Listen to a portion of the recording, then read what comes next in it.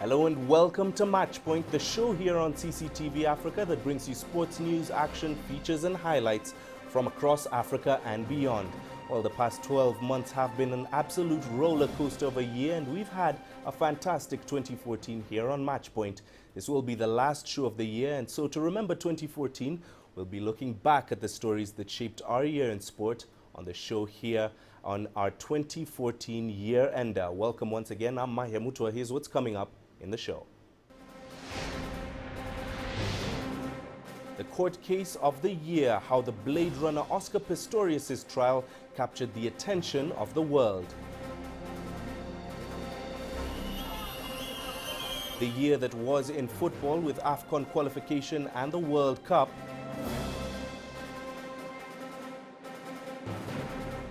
And problems traditional wrestling is facing in Senegal.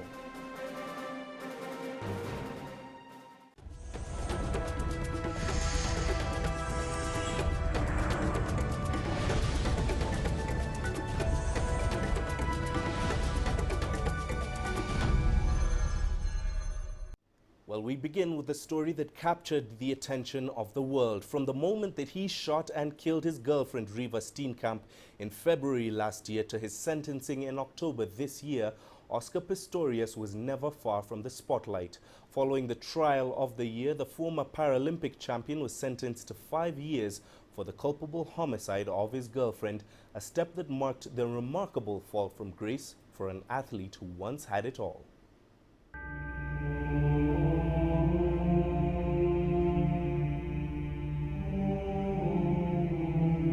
It had all been so different.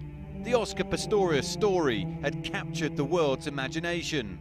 He was an inspiration, a global icon. Here was an athlete who had beaten the odds, his disabilities, to achieve his goal of competing in both the able-bodied Olympics and the Paralympics in 2012. It's just been an absolute dream come true, and I guess all in all I'm very, very happy, and the outcome of the Paralympics was more than I could have ever hoped for. And running in an Olympic final and achieving one of my fastest 400s in the individual race was great for me as well. The Pistorius story was one that resonated deeply with people around the world. He was riding the crest of a wave. He was at the height of his career. He had been the golden boy of the Paralympic Games in London. He had done something that no other Paralympic athlete had done. He had competed in the Olympic Games as an athlete. He was dining with presidents and kings. He was traveling first class. He was staying in the presidential suite of the finest hotels. He was royalty. He was athletics royalty. But just a few months later, on February the 14th, 2013, that world would come crashing down. Shortly after 3 o'clock in the morning, Pistorius had shot and killed his girlfriend, Riva Steenkamp. We can confirm that there was a shooting incident this morning at the home of the well-known Paralympic athlete Oscar Pistorius. At this stage we can confirm that a young woman, a 30-year-old woman, did die on the scene of gunshot wounds. A 26-year-old male has been arrested and has been charged with murder. Pistorius claimed he had mistaken Steenkamp for an intruder, but the prosecution believed it was murder. Pistorius cut a forlorn figure during his bail application. He sobbed uncontrollably in the dock while the charge of murder was read out.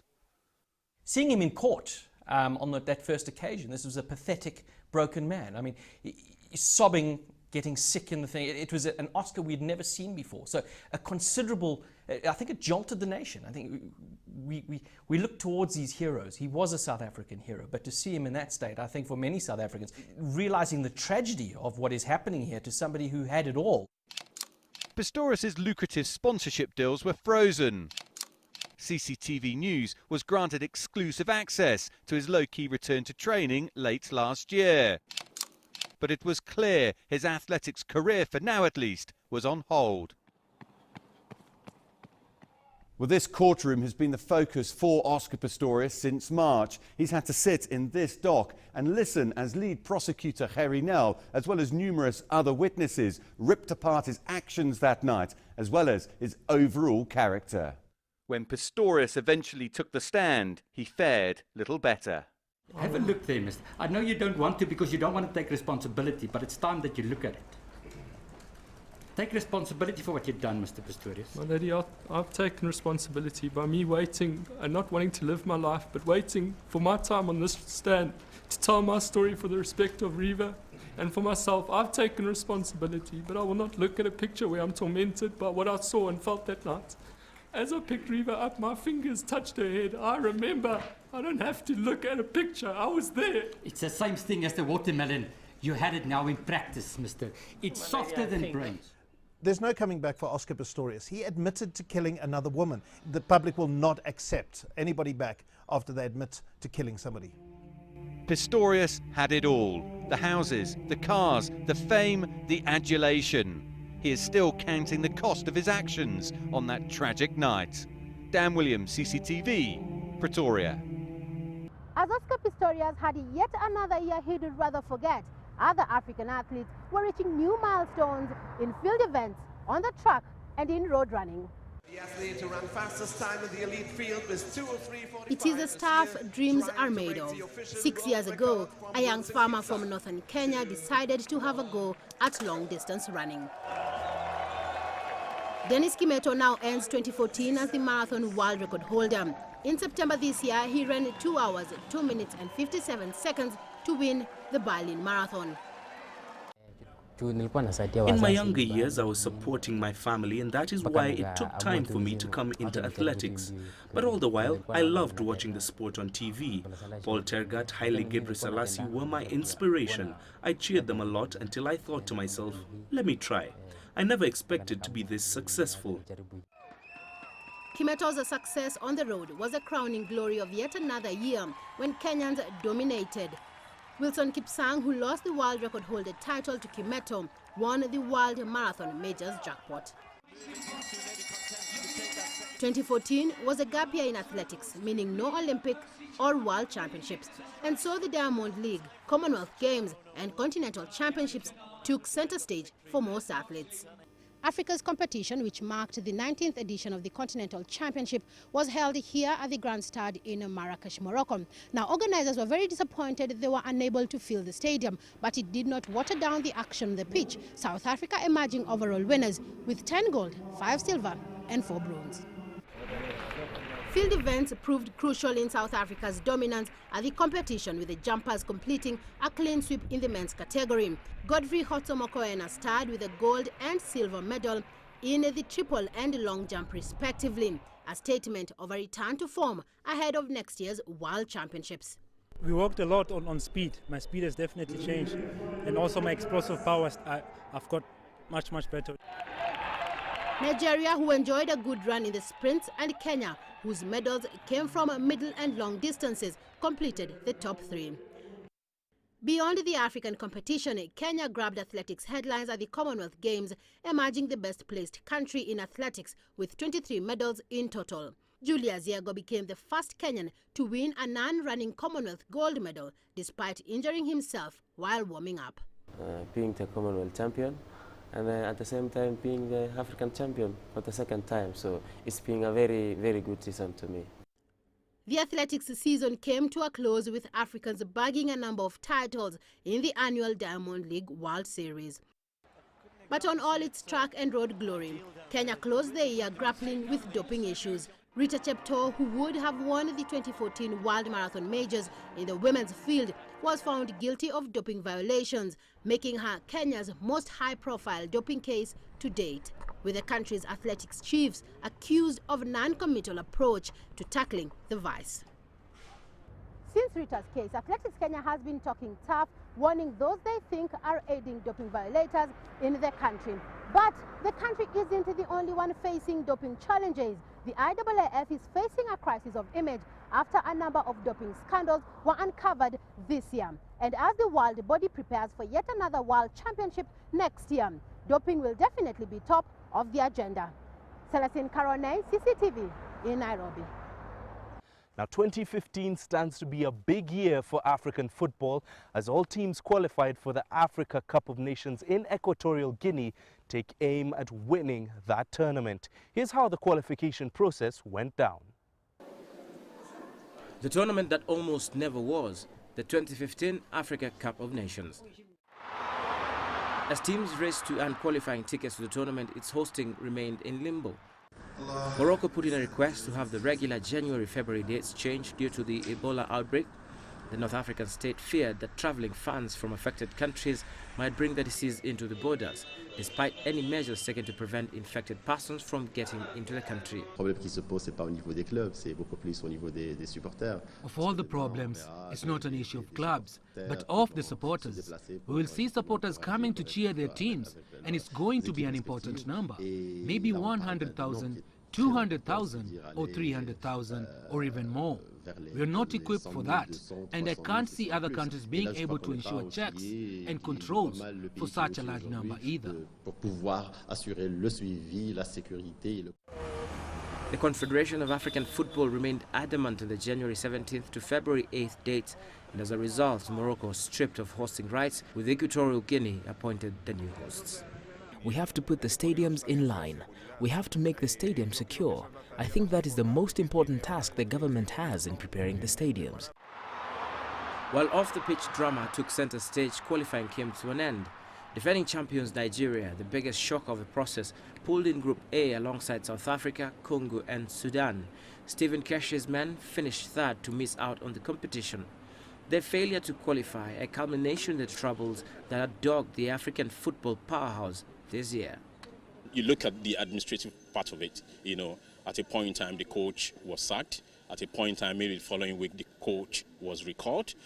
Those things, will of course bring a lot of instability in the coaching crew, in the technical know-how of a team.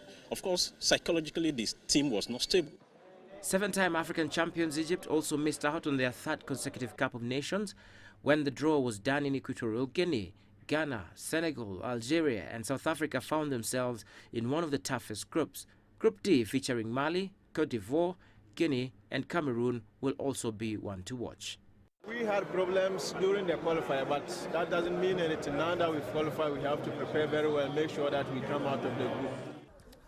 The teams have begun their build-up to the tournament, but concern still remains about the host nation. With only 9 weeks to prepare for a 16-team competition, CAF admits beating deadlines will be hard. Malabo, Bata, Mongomo and Ebebienyi are the host venues for the competition. What CAF will be hoping is that they can minimize the challenges teams and fans might face as Africa awaits to crown a new champion. Robert Soy, CCTV. In 2014, the 4-year wait was finally over. The FIFA World Cup in Brazil took place, and it had everything: disappointment, surprises, samba football, and a deserved winner in Germany. Taken as a whole, the 64 games in Brazil were unparalleled as a World Cup in terms of quality of football, with constant entertainment in the group stage. There was also tension and excellence in defending in the knockout phase as the leading powers advanced. Every tournament has its memorable moments. What made 2014 so special was that the quality and tactical sophistication was spread across so many teams. Costa Rica reached the quarterfinals for the first time and only missed out on a place in the last 4 after a penalty shootout against the Netherlands. The Costa Ricans, who barely featured in most pre-tournament calculations, finished above 3 former world champions England, Italy and Uruguay in their group. This was not by luck but by playing good, intelligent football. Colombia and Mexico also impressed and could easily have gone much further. The United States provided excitement for the rapidly growing fan base in their country, and even Mino's Iran went close to beating Argentina, the eventual runners-up. In contrast, traditional powers who were not ready to compete with the best were quickly exposed, none more so than holder Spain, who were crushed 5-1 by the Netherlands in their opening game and failed to make it to the second round. Spain's tiki-taka short passing possession football had dominated the game for the past 6 years, but it was dismissively swept aside by fast-paced pass and move football and relentless pressing. Most remarkable, host Brazil, tipped by many to win the tournament, showed that the judgment was based on no more than nostalgia and perceived home advantage. They were fortunate to make the last four, but their weaknesses were ruthlessly exposed by Germany in a 7-1 victory that stands as the most extraordinary result the tournament has ever seen. Wazir Hamsin, CCTV.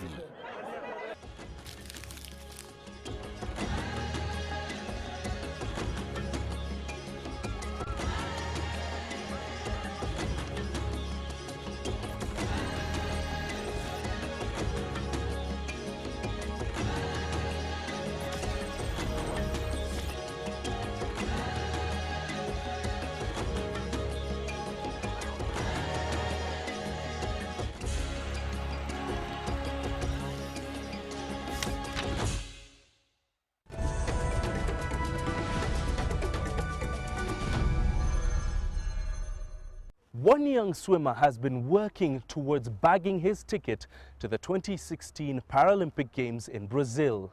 Against all odds, Islam Abu Ali has been working hard towards that goal ever since in 2002 the Egyptian government scrapped the entire Paralympics swimming program.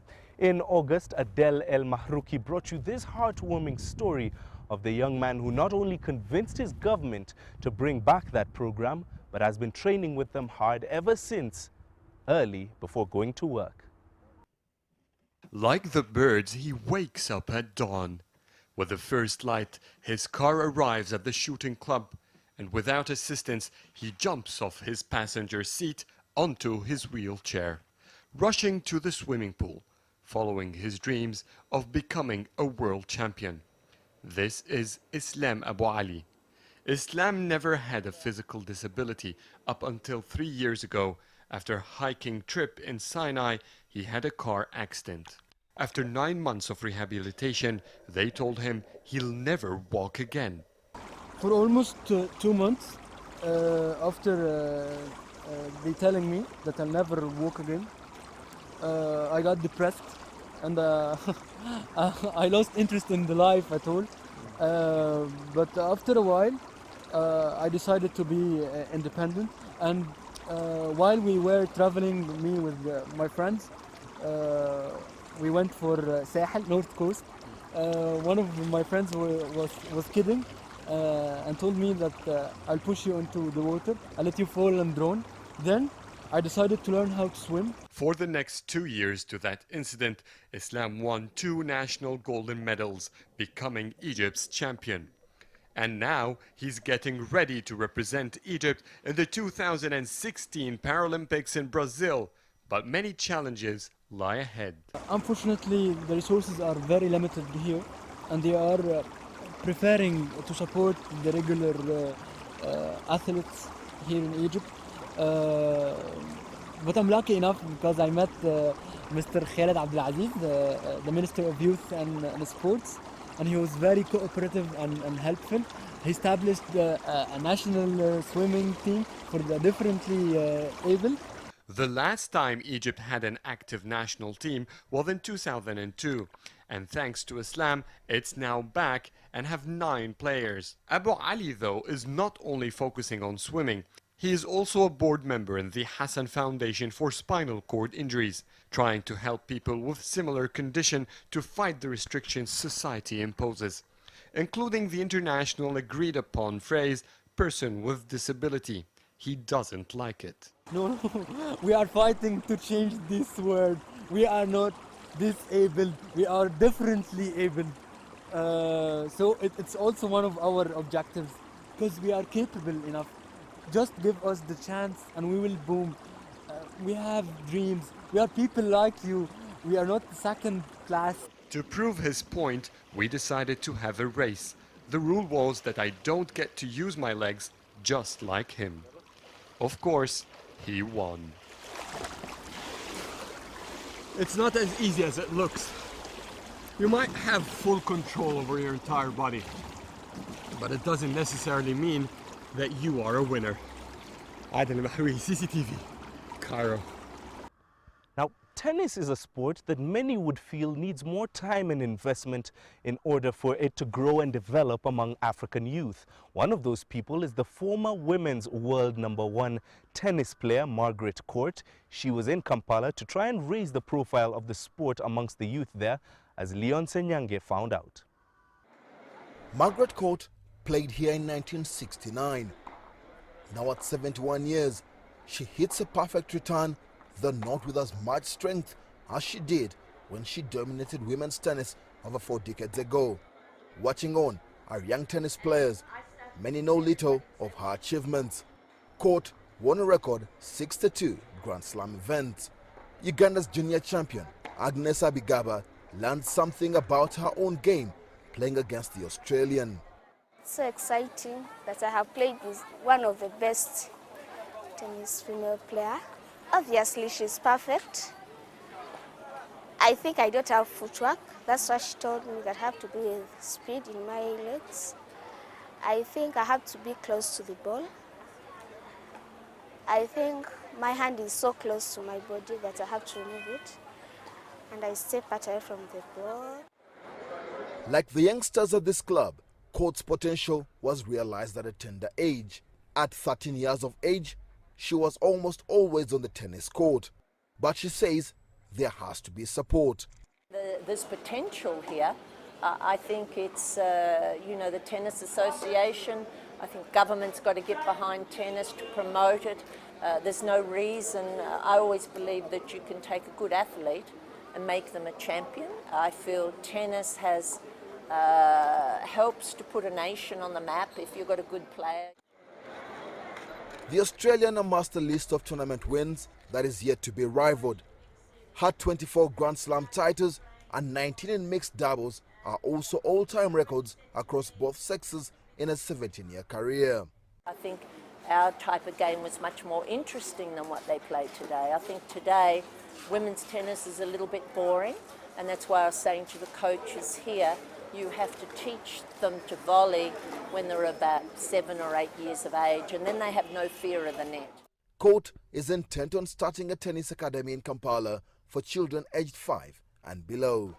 Margaret Court was an aggressive right-hander who took the sport of tennis to new levels in the 1960s.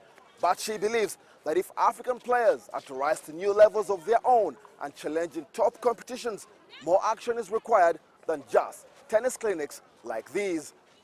Leon Senyange, CCTV, Kampala. Time for us to take another quick break here on Matchpoint, but still to come. The problems traditional wrestling is facing in Senegal.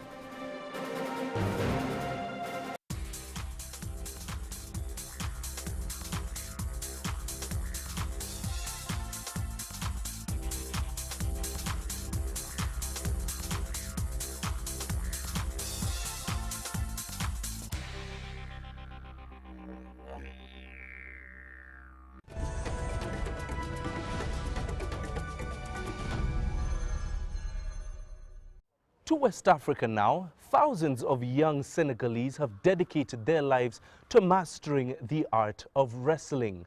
Traditional wrestling, however, is finding it a bit harder after running into some major challenges, as Dan Williams found out. Welcome to Fight Club in Senegal. This is a traditional Senegalese wrestling school in Dakar. From the ages of 18, the country's brightest prospects fine-tune their skills. This school operates under the watchful eye of Balagay, himself a wrestling legend, now a trainer. He's watched how wrestling has grown over the last few decades to become Senegal's #1 sport. It has really developed. Before, when the wrestler would go to the stadium, he used to go with more than 100 people to protect him, as before there was violence and at the end the wrestler would be attacked. But now it has developed and is more organized, and there's no more violence in the stadium. Now they often organize everything. Wrestlers come on time, there is respect, and it is sponsored. When they start out, the wrestlers live in poverty. But incredible riches lie ahead for those that are successful. Well, it's at places like this where it all begins for the wrestlers. There are around 100 schools in Senegal teaching more than 4,000 registered wrestlers, yet so few of them have any interest in a career outside of the country. That's because the Olympic format of the sport holds little appeal. The money, the fame, the structures, the schools are all focused on traditional wrestling, or lamb as it is known here. But that could be about to change, at least to some degree. The board is doing its best to promote Olympic wrestling. I am convinced that Olympic wrestling will grow in Senegal with the efforts of the board. This is one of the few Olympic-type wrestling schools in the country, housed at the main stadium in Dakar. The room is cramped and dilapidated. These wrestlers, who have dreams of representing their country at an Olympics, do not have the facilities to match their aspirations. Olympic wrestling can be as popular as traditional wrestling with help. We need more schools that specialize in Olympic wrestling, especially in the regions. Here, men and women train alongside each other. The women here want to follow in the footsteps of Isabella Sambou, who competed at the London 2012 Olympics. Although she missed out on a medal, her performances there inspired more women to take up the sport in Senegal. More and more people are interested in Olympics now. Because of Isabella, more people come to watch our matches. Parents and friends want to send their daughters to our school. But a major change to traditional wrestling in Senegal could be on its way. Some of the big five promoters feel the wrestling bubble in Senegal is close to bursting, unable to keep pace with the hundreds of thousands of US dollars of prize money. We used to spend $600,000 on a promotion, but everybody knows, including the wrestlers, that this is no longer possible. Today you cannot find any promoter with money. They are in debt. They cannot pay for things. If no solution, promoters will stop. Okay. Even if that were to happen, few see Olympic wrestling as any kind of solution. Rather, that new markets will need to be found. The problem is that before, the governing body was not open to promoting the sport overseas, but now that has changed. We have wrestling matches in Italy, France and in Spain. If this continues like this, wrestlers will discover this sport and enjoy it. Wrestling was one of the original Olympic sports, but its position within the Olympic movement is precarious and went close to losing its Olympic status for 2020. In Senegal, the sport is everywhere, albeit with a difference. And one can't help but think that in time, the one can play a key role in helping the other. Dan Williams, CCTV, Dakar, Senegal. Well, that's it for this, the last edition of Matchpoint for the year 2014. Remember, we'd love to hear from you. You can send your feedback to matchpoint@cctv.com. You can also visit our Facebook page, CCTV Africa, or stay in touch on Twitter using the handle @CCTV News Africa. Thanks for watching. I'm Mahia Mutwa. We leave you, as always, with images from the sporting highlights this past year.